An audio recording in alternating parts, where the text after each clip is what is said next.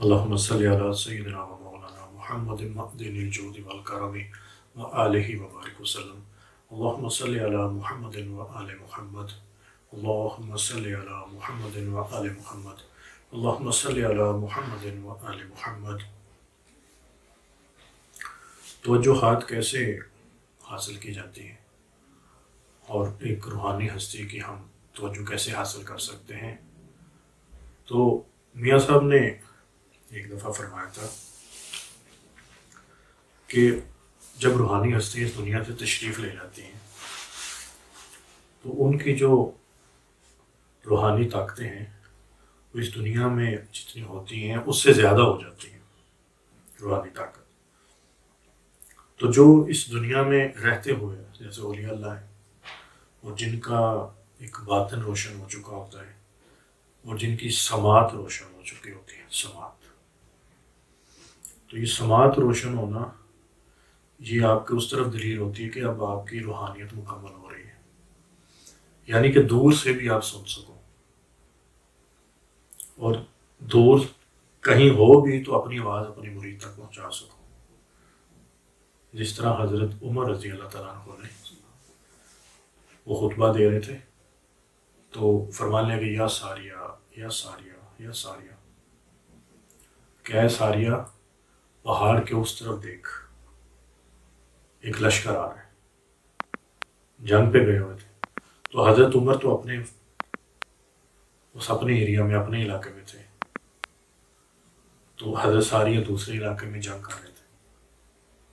تو حضرت عمر کو وہاں کیسے نظر آ رہا تھا؟ تو جب روحانیت مکمل ہوتی ہے نا انسان تو اس طریقے سے ہی بندے کے اوپر معاملات ہوتے ہیں.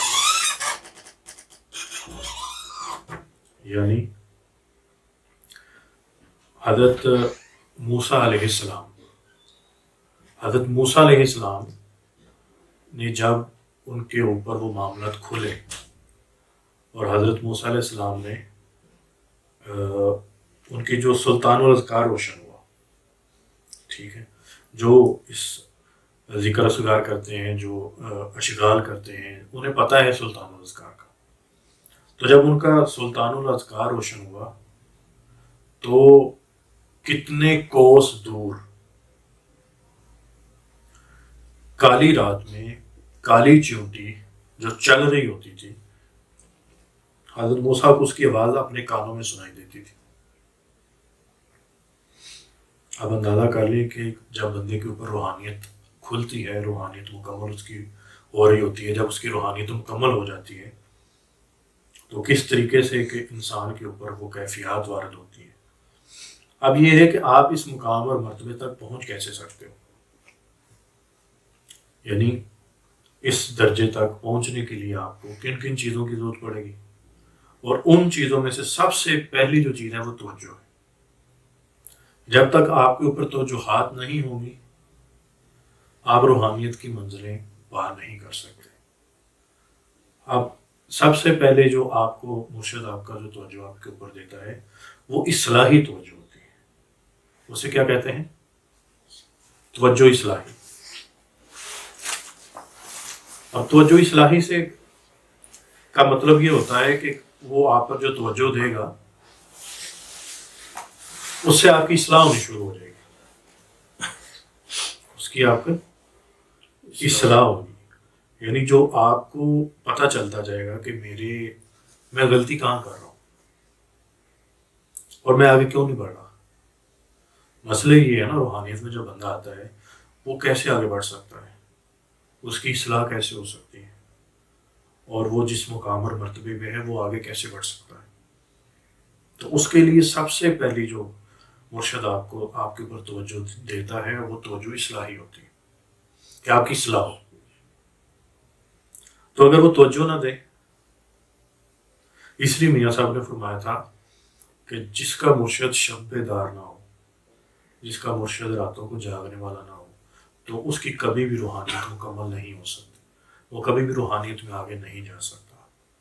تو اس کا یہ مطلب ہے کہ جو مرشد کی تکالیف ہیں، مرشد کے جو مجاہدات ہیں، مرشد کی جو تکلیفیں ہیں جو اس کے اوپر آتی ہیں، تو وہ سارے کا سارا اثر، اس کے جو بینیفٹ ہیں، جو اس کے کمالات اس کو ملتے ہیں، جو اس کی برکتیں ملتی ہیں، وہ مرید کے اوپر وارد ہوتی ہیں، مرید کو بھی اس کا حصہ ملتا ہے۔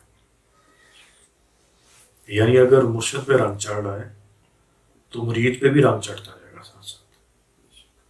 تو سب سے ان چیزوں کو حاصل کرنے کے لیے، توجہات حاصل کرنے کے لیے بندے کو قربانیاں دینی پڑتی ہیں۔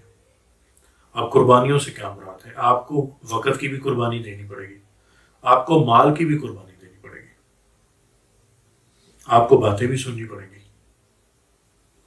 آپ کو آزمائش بھی آئے گی۔ یہ ہو ہی نہیں سکتا کہ آپ پہ آزمائش نہ آئے۔ یعنی آپ اپنے مرشد کے پاس آتے ہو، اپنی خانقاہ پہ آتے ہو، اور وہاں پر آپ کا دل بھی ٹوٹے گا، آپ کے پسند کا کھانا بھی نہیں ملے گا، نہ وہاں آرام کا، جس طرح گھر میں آپ آرام کرتے ہو وہ بھی آرام نہیں ملے گا۔ تو جتنا آپ کا دل ٹوٹے گا، جتنی آپ کی طبیعت ٹوٹے گی، اتنا ہی آپ کا مشاہدہ کھلتا ہے۔ یہ بات بڑی پتے کی، یعنی اس راستے میں جتنی تکلیفیں آئیں گی، جتنا آپ کے اوپر مجاہدہ آئے گا، جتنی مشقت آئے گی، اس کے حساب کے اوپر آپ کی باطن کی آنکھ کھلتی ہے۔ جس طرح حج ہے، تو حج جو آپ کرتے ہو، تو حج نام کس چیز کا ہے؟ حج نام ہے ہی سارا تکلیف اٹھانے کا ہے۔ یعنی جتنی آپ تکلیف حج میں اٹھاتے ہو، اب جو بندہ عمرے پہ گیا تو اس کو تھوڑا سا اس کی سمجھ آ جاتی ہے حج کیسا ہوگا۔ حج ہے آپ نے لباس بدل لینا ہے، آپ کی نفس کی کوئی خواہش وہاں نہیں ہے، آپ کو کھانا ملتا ہے نہیں ملتا آپ چل رہے ہو، جوتا کیسا ہے کسی کو کوئی پرواہ نہیں، کوئی کسی کا لباس نہیں دیکھتا، کوئی کسی کے کپڑے، کوئی بیگ نہیں دیکھ رہا۔ تو بندہ ایک تکلیفوں میں سے گزرتا ہے نا، تو تکلیف سے گزر کے پھر اس کو ایک انعام ملتا ہے کہ میں حاجی ہو گیا۔ حاجی سے مراد کہ مجھے اللہ نے یہ توفیق دی کہ میں حج کر سکوں، جو مال ہونے کے بعد آپ پہ واجب ہے، فرض ہے حج۔ تو توجہات کا بھی یہی ہے کہ توجہات ہمیشہ بیٹا تکلیف اٹھانے کے بعد ہی ملتی ہیں۔ توجہات ملتی ہیں کہ جہاں باقی قدم رکھنے سے ڈرتے ہوں تو وہاں قدم رکھیں۔ ٹھیک ہے، مرشد کی جو صحبت ہے وہ آپ کو توجہ اسی سے ملے گی۔ دو ہی چیزیں ہو سکتی ہیں، یا آپ اویس کرنی بن جاؤ، یا آپ علی بن جاؤ۔ یعنی ابو بکر بن جاؤ، عمر بن جاؤ، عثمان بن جاؤ، علی بن جاؤ۔ یعنی وہ ساتھ رہے تو بن گئے، یعنی اللہ کے بندے بن گئے۔ اور حضرت اویس کرنی رضی اللہ تعالیٰ عنہ، وہ دور تھے تو انہوں نے باطن سے توجہ لی، انہوں نے عشق ایسا کر لیا اپنے مرشد سے، اپنے نبی سے عشق ایسا کر لیا کہ دور ہونے کے باوجود بھی انہوں نے وہ منظر، وہ مرتبہ، وہ مقام پا لیا۔ اور حضرت اویس کرنی رضی اللہ تعالیٰ عنہ کے پاس ولایت کی ساری سیڑھیاں ان کے پاس تھیں، ولایت کے سارے مرتبے ان کے پاس تھے۔ اور ایک خاص جو چیز ان کے پاس تھی، وہ ولایت میں ایک درجہ آتا ہے جسے مقام مغفرت کہتے ہیں، کہ وہ ہستی جس کے لیے دعا کرے اس کی مغفرت و بخشش ہو جاتی۔ اسی لیے حضرت علی اور حضرت عمر گئے تھے تشریف لے کے کہ آپ میں سے اویس کون ہے، کیونکہ نبی پاک صلی اللہ علیہ وسلم نے فرمایا تھا کہ یمن سے آئیں گے، ان کا نام ہو، حج کرنے آئیں گے، ان کا نام ہوگا اویس، ان سے میری امت کے لیے دعا کروانا۔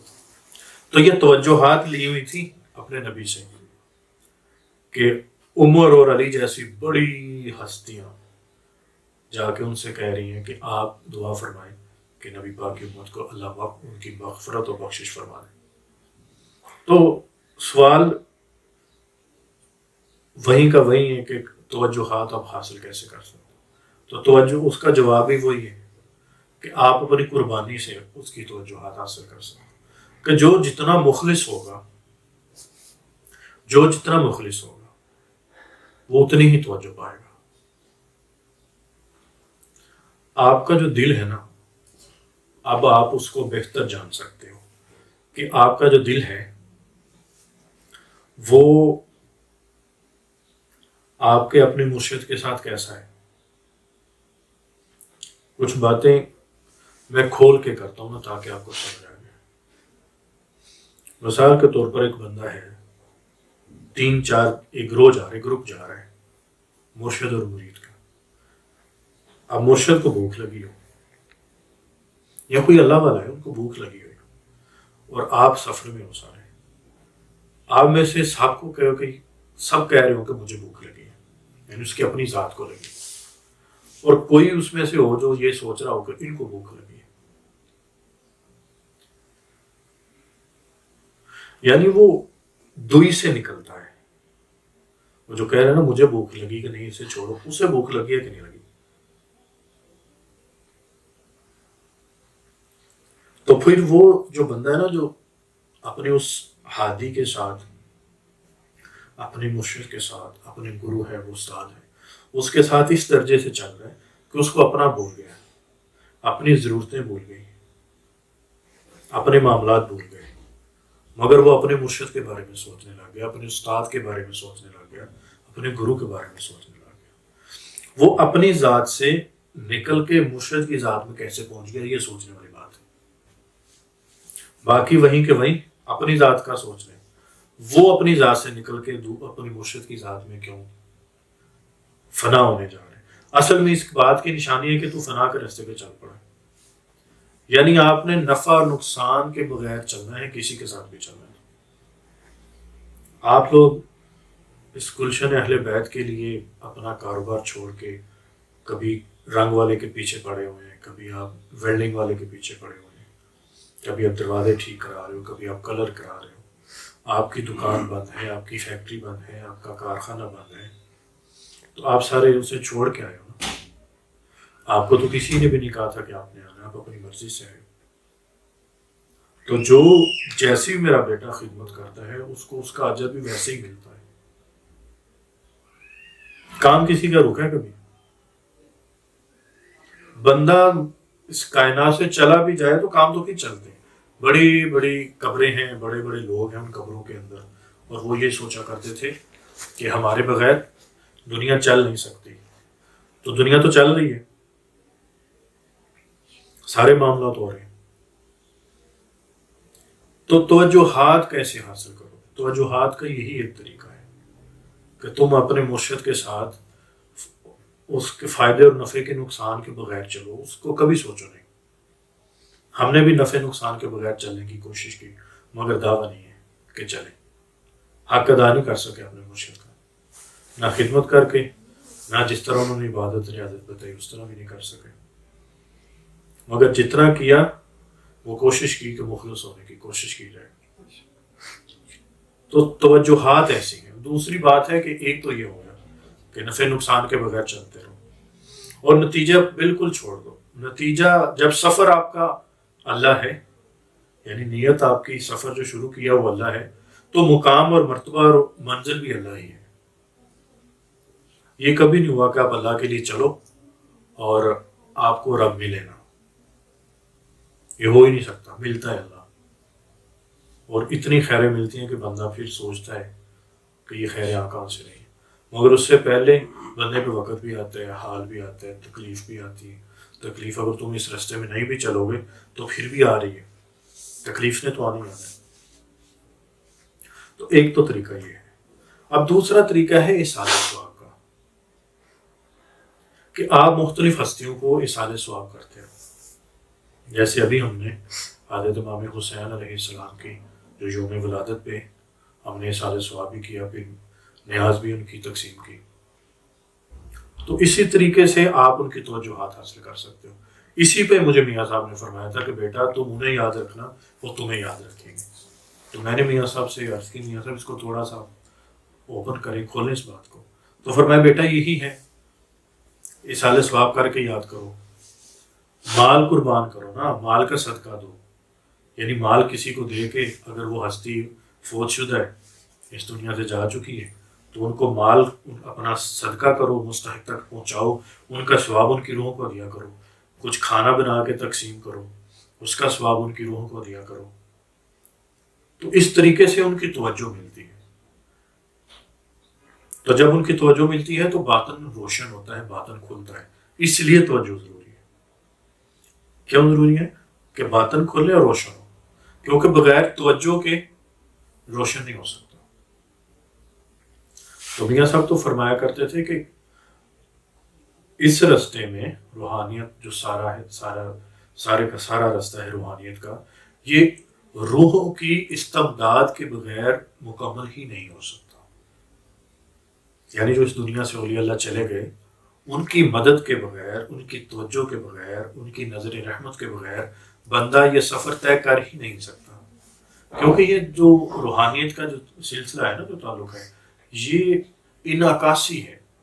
یعنی وہ اسے اپنے بڑوں سے مل رہے توجہات اور فیض، اور اس کے سینے سے، اس کے ماتھے سے، اس کی پیشانی سے، اس کے دل سے ایک روشنی نکلتی ہے، اور جو سامنے بیٹھنے والوں کے اندر جذب ہوتی ہے، اور جو جہاں جہاں ہوتا ہے، وہ جس کا اس کے ساتھ جیسا جیسا کنیکشن ہوتا ہے، اس کا دلی، اس کی محبت، اس کا عشق جیسا ہوتا ہے، اس تک وہ روشنی اس کے مطابق پہنچتی ہے۔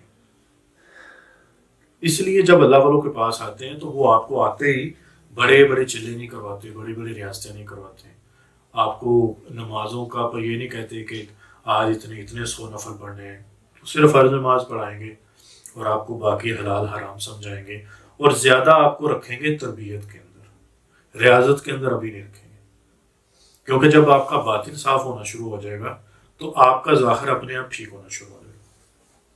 ایک مجذوب ہے تو اس کی حالت کیسی ہوتی ہے، تو اس کا باطن کیسا ہے؟ اتنا روشن کہ اس کا جو سودا ہے اگر کوئی لے تو وہ بھی بیچارہ اسی طرح دیوانہ ہو جائے۔ تو اس طریقے سے اس کی جو ہوتی ہے آپ لے سکتے ہو، توجہات لے سکتے ہو۔ اور دوسری ہے جو آپ کو سبق دے دیا جائے، یہ تیسرا ہے، تیسرا اس کا پوائنٹ ہے کہ جو آپ کو سبق دیا جائے روحانیت میں، جب وہ آپ کرنا شروع کرتے ہو تو اس کی جو اس سبق کی جو روحانیت ہے وہ کنیکٹ ہوتی ہے آپ کے شیخ کے ساتھ، آپ کے مرشد کے ساتھ۔ تو جو ہی وہ ایکٹیو ہوتا ہے، پڑھنا شروع کرتا ہے، اور آپ اپنے مرشد کے ساتھ کنیکٹ ہو جاتے ہیں۔ تو اس طریقے سے بھی آپ کی نسبت اپنے مرشد سے ہو جاتی ہے، کیونکہ وہ سبق اس کے بڑوں کا دیا ہوا ہوتا ہے، تو وہ سبق جہاں جہاں سے جس کی اجازت سے اس تک پہنچتا ہے، ان بزرگوں کی آپ کو توجہات ملنا شروع ہو جاتی ہے۔ مگر ایک بات ہے کہ جتنے بھی اس کے پوائنٹ آپ نکال لو، بات ایک ہی جگہ پہ آ کے مکمل ہوتی ہے، اور وہ ہے کہ تیرا قلب تیرے مرشد کے ساتھ کتنا جڑا ہوا ہے، تیرا دل، تیرا باطن تیرے مرشد کے ساتھ کتنا جڑا ہے، تم اپنے مرشد کے ساتھ کتنے سنسیئر ہو، کتنے مخلص ہو، تمہیں دنیا کی پرواہ ہے کہ اس کی پرواہ ہے؟ اس کی پرواہ سے ہونے سے مراد رب کی ہی ہے، کیونکہ رستہ تو اسی کا ہے، رستہ تو اللہ کا ہے، تو اس کی پرواہ آپ کو کتنی ہے، اس رستے کی، اپنے گرو کی، اپنے استاد کی، اپنے مرشد کی۔ تو جو جتنے صاف سے دل سے چلتا ہے اس کو اتنا ہی فائدہ ملتا ہے۔ تو اس لیے وہ سب سے پہلے آپ کا باطن صاف کرتے ہیں، اور سب سے پہلے آپ کو استغفار ہی دیتے ہیں۔ مجھے بھی میرے مرشد نے سب سے پہلے استغفار کروایا کہ استغفار کر، اور اللہ سے عرض کرنا کہ اللہ میں روحانیت کے راستے پہ چلنا چاہتا ہوں، تو جتنے مجھ سے غلطیاں کوتاہی ہوئی تو آپ وہ معاف کر دیں، اور میری روحانیت کے راستے میں وہ جو گناہ میرے کیے میں نے جانے انجانے میں، اگر وہ رکاوٹ جہاں جہاں بن رہے، اس استغفار کی برکت سے، اس توبہ کی برکت سے، اس ندامت کی برکت سے اللہ تعالیٰ وہ جو مسائل ہیں وہ حل کر اور میرا وہ رستہ کھول دے روحانیت کا، تو پھر رستہ کھلتا ہے روحانیت کا۔ تو اس طریقے سے توجہات حاصل ہو سکتی ہیں، اور جو ذکر اذکار دی ہے جو اس سے حاصل ہوتی ہیں، اپنا مال لگانے سے ہوتی ہیں۔ اگر زندہ ہے تو پھر بھی اس کو ہدیہ کرو، مال ہدیہ کرو، اعمال ہدیہ کرو، ذکر اذکار ہدیہ کرو۔ ہم بھی کرتے ہیں، میں اپنے مرشد کو ہدیہ دیتا رہا ہوں، تو وہ خیر کے کاموں میں لگاتے رہے۔ تو اپنی خانقاہ پہ ہم جتنا کر سکتے تھے ہم کرتے ہیں۔ تو اس طریقے سے آپ توجہات لے سکتے ہو، اور اسی طریقے سے توجہات لی جاتی ہیں۔ جب بندہ اپنا ہی سوچتا ہے اور اپنی ذات سے نکلتا نہیں، تو کوئی بندہ اس طرح سے فیض نہیں لے سکتا، اور توجہات نہیں لے سکتا۔ اور جس کے اندر جتنی طاقت ہو، جو جس میں جو سکت ہو، جو جس کے پاس جو کچھ ہو، جو نعمت جس کے پاس ہے، اگر وہ دینا شروع کر دے اس کو اتنا ملنا شروع ہو جاتا ہے۔ تو اس طریقے سے ہم ان چیزوں کو لے کے چل سکتے ہیں، اس طرح سے توجہات مل سکتی ہیں۔ باقی اللہ تعالیٰ خیر کرے، اللہ تعالیٰ فضل فرمائے۔ آج حضرت امام حسین علیہ السلام کے جو یوم ولادت ہے، بس ان کے وسیلے سے دعا کرتے ہیں اللہ تعالیٰ اس شبان 15 شبان کو جو محفل ہونے والی ہے اس میں بڑے سے اعمال ہوں گے انشاءاللہ تعالیٰ، گڑھے والے اعمال ہوں گے کہ گڑھے کے اوپر پڑھائی ہوگی، اس کا جو پانی پیے گا اللہ تعالیٰ اس کی جادو جنات حضرت بندش ختم کرے گا انشاءاللہ تعالیٰ۔ جادو شکن جو جادو سے نجات کے لیے اگربتیاں ملیں گی، کالا کپڑا ملے گا، کالے کپڑے کا عمل ہوگا جس سے جو جسم کے اندر بیماریاں اور بنچے ہیں وہ ختم ہوں گی، بے اولادی ختم ہوگی انشاءاللہ تعالیٰ۔ دم والا صابن ملے گا انشاءاللہ تعالیٰ، جس کے اوپر کوئی نظر ہے، بندش ہے، بد اثرات ہیں، وہ صابن سے نہائیں انشاءاللہ تعالیٰ، وہ مسائل حل ہوں گے۔ اور جو اس محفل میں شامل ہو تو وہ تھوڑے سے کچے چاول ضرور لے کے آئیں، اس پہ دم کیا جائے گا تاکہ پورا سال اللہ تعالیٰ رزق میں برکت دے گا انشاءاللہ تعالیٰ۔ اور دوسرا انشاءاللہ دم والے عطر بھی کوشش ہے ہماری کہ اسی محفل میں ہم دم والے عطر جو ان سے ہیں وہ بھی لے کے آئیں تاکہ رزق کی جو برکت ہے انشاءاللہ پورے سال، کیونکہ جو شب برات ہے پورا سال کا انتظام ہے اللہ تعالیٰ کی طرف سے، رزق کی طرف سے بھی، خیر کی طرف سے بھی، رحمت، عافیت، یہ اس رات میں تقسیم ہوتی ہے۔ کس بچے نے پیدا ہونا ہے، کس بندے نے مرنا ہے، اس رات سارا کچھ طے ہوتا ہے۔ تو جو اس رات اللہ تعالیٰ سے اپنے لیے، اپنی نسلوں کے لیے مانگ لیتا ہے تو انشاءاللہ تعالیٰ اس کا وہ اثر اس کے اوپر ظاہر ہوتا ہے، اور انشاءاللہ تعالیٰ ہماری خانقاہ مکمل ہو رہی ہے، اس کا کام جلدی سے الحمدللہ مکمل ہو رہا ہے۔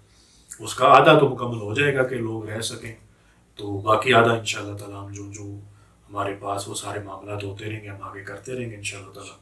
اور دوسرا کہ سب آؤ محفل میں، 15 شبان کی محفل ہے، اللہ تعالیٰ ان راتوں میں اولاد بھی تقسیم کرتا ہے، رزق تقسیم کرتا ہے، خیریں تقسیم کرتا ہے، بخت تقسیم ہوتے ہیں، نصیب تقسیم ہوتے ہیں، کس کا بخت بلند کرنا ہے، کس کے بخت کو ڈبونا ہے، کس کی عزت بلند کرنی ہے، کس کو بے عزت کرنا ہے، یہ سب اللہ کے ہاتھ میں ہے، اور اسی رات فیصلے ہوتے ہیں۔ بڑے نصیب کی رات ہے، اور اجتماعی جتنے عمل ہوتے ہیں ان کی تاثیر بہت زیادہ ہوتی ہے، تو بہت دور سے بھی لوگ آئیں گے، قریب سے بھی لوگ آئیں گے، ایک دن پہلے تشریف لے کے آئیں، لوگ کھانے پینے کا، رہنے کا سارا انتظام ہوگا۔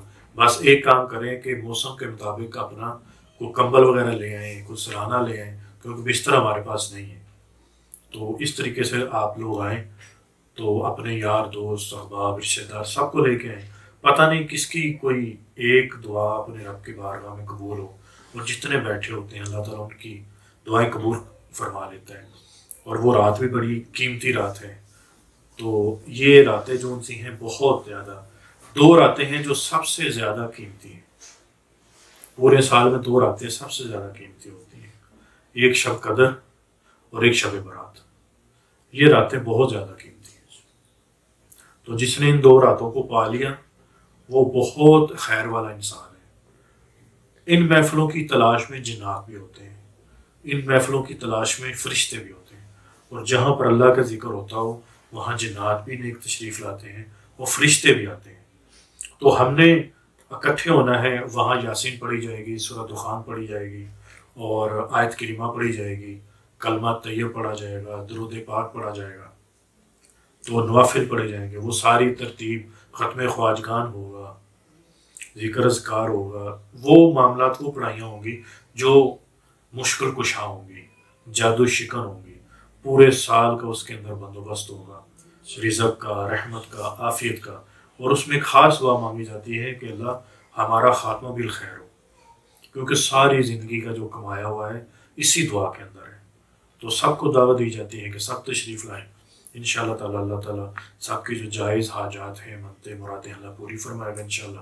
تو ایک دن پہلے تشریف لائیں تو رہیں آ کے، تو پھر یہ فوراً مغرب کے بعد شروع ہو جائے گا، مغرب کی نماز پڑھ کے اوپر نماز پڑھ لی جائے گی، خواتین کا بھی مکمل انتظام ہے، خواتین بھی آئیں گی، مرد بھی آئیں، تو وہاں نماز پڑھی جائے۔ نماز کے فوراً بعد سورج یاسین ہے، سورہ دخان ہے، نوافل ہیں یہ پڑھا جائے گا، تاکہ عشاء تک یہ سارا کچھ پڑھا جائے۔ عشاء کے بعد، عشاء کی نماز کے بعد ہی پھر ہمارا شروع ہو جائے گا، ایک درس دیا جائے گا تھوڑا سا، اس کے بعد پھر درس کے بعد کھانا کھایا جائے گا، اس کے بعد جس نے ذکر اذکار کرنا ہے، پڑھائی کرنی تھوڑی سی کر کے، تھوڑا سا پھر آرام کر کے پھر لوگوں کو اٹھایا جائے گا، اور پھر باقی جو اذکار ہیں، ذکر ہے، پڑھائی ہیں، وہ کی جائیں گی، تاکہ یہ رات پوری ہم اس طریقے سے گزار سکیں اور اپنے لیے، اپنی نسلوں کے لیے ایک خیر کا، ایک رحمت کا، رزق کا بندوبست کر سکیں۔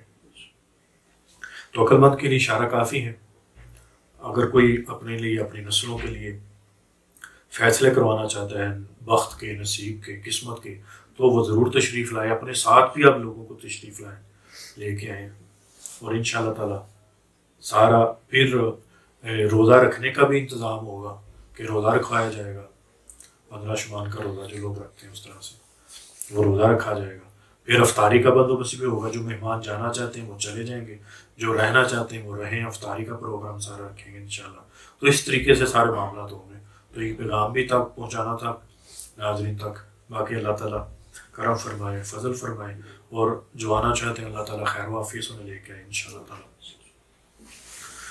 اعوذ باللہ من الشیطان الرجیم، بسم اللہ الرحمن الرحیم۔ استغفر اللہ ربی من کل ذنب واتوب الیہ، استغفر اللہ ربی من کل ذنب واتوب الیہ، استغفر اللہ ربی من کل ذنب واتوب الیہ۔ اللہم صلی علی محمد وآل محمد، اللہم صلی علی محمد وآل محمد، اللہم صلی علی محمد وآل محمد، یا ارحم الراحمین، یا ارحم الراحمین، یا ارحم الراحمین۔ یا اللہ خیر عطا فرما دے، اللہ رحمت عطا فرما دے، اللہ تعالیٰ جتنے پریشان ہیں ان کی پریشانیاں دور فرما، اللہ سب پہ فضل فرما، جو قرض دار ہیں ان کے قرض اللہ ختم فرما، جو پریشان ہیں ان کی پریشانیاں دور فرما کے ان پہ خیروں کے دروازے کھول دے، اللہ جو بے اولاد ہیں ان کی بے اولادی ختم فرما، اللہ انہیں نرینہ اولاد عطا فرما، اللہ جن کی شادیوں کے مسائل ہیں اللہ تعالیٰ ان کی شادیوں کے مسائل حل فرما، میرے مالک جو مرد بانش ہیں، جو عورتیں بانش ہیں، اللہ ان کی جولیاں ہری کر دے، ان کی جولیاں بھر دے، اللہ جو اولاد کی طرف سے پریشان ہے اولاد کی پریشانیوں سے بچا، اور جو اولاد کی پریشانی ہے اللہ وہ حل فرما۔ میرے مالک 15 شبان آنے والی ہے، اس محفل میں جو شامل ہو، اس محفل میں انسان ہو، جنات ہو، جو اس محفل میں شامل ہو، اللہ ان کے نصیب بلند کر دے، اللہ ان کے بخت بلند کر دے، اللہ ان کو خیریں دے دے، اللہ ان کو غیبی رزق عطا فرما، اللہ ان کو غیبی دعائیں عطا فرما، میرے مالک ان کی پریشانیاں دور ہوں، اللہ ان کے جائز حاجات، ان کے منتیں مرادیں اللہ پوری فرمانا، اللہ خیریت سے وہ لوگ آئیں، خیریت سے وہ محفل کو اٹینڈ کریں اور خیر و عافیت سے واپس چلے جائیں، اللہ ان کے روزوں کو قبول فرمانا، ان کے سفر کو قبول فرمانا، ان کے یہاں آنا قبول فرمانا، میرے مالک کو جس پریشانیوں میں ان پریشانیاں حل فرما دے، اللہ جو اس محفل میں آئے اللہ ان کے مسئلے مسائل حل فرمانا، ان پہ فضل فرما دینا، ان پہ کرم فرما دینا، میرے مالک جنہوں نے دعاؤں کا کہا، چاہا اور لکھا، میرے مالک ان کو فضل فرما، ان پہ رحمت فرما، ان کی جائز حاجات پوری فرما، میرے مالک جو مانگا وہ بھی عطا فرما، جو نہیں مانگ سکے وہ بھی عطا فرما، اللہ کامل برکت، کامل عافیت، کامل سلامتی اور کامل خیر کے ساتھ عطا فرما دے، اللہ بغیر تخیر کے دے دے، اللہ بغیر مانگے دے دے، اللہ بغیر مانگے دے دے، اللہ بغیر مانگے دے دے، جو مانگا وہ بھی عطا فرما، جو نہیں مانگ سکے میرے مالک وہ بھی عطا فرما، کامل برکت، عافیت، سلامتی اور خیروں کے ساتھ عطا فرما، محمد و آل محمد اور غوث اعظم شیخ عبد القادر جیلانی رحمۃ اللہ علیہ کے صدقے طفیل وسیلے کے عطا فرما دے، آمین آمین آمین۔ اللہم صلی علی محمد وآل محمد، اللہم صلی علی محمد وآل محمد، اللہم صلی علی محمد وآل محمد، استغفر اللہ ربی من کل ذنب واتوب الیہ، استغفر اللہ ربی من کل ذنب واتوب الیہ، استغفر اللہ ربی من کل ذنب واتوب الیہ، آمین آمین ثم آمین برحمتک یا ارحم الراحمین۔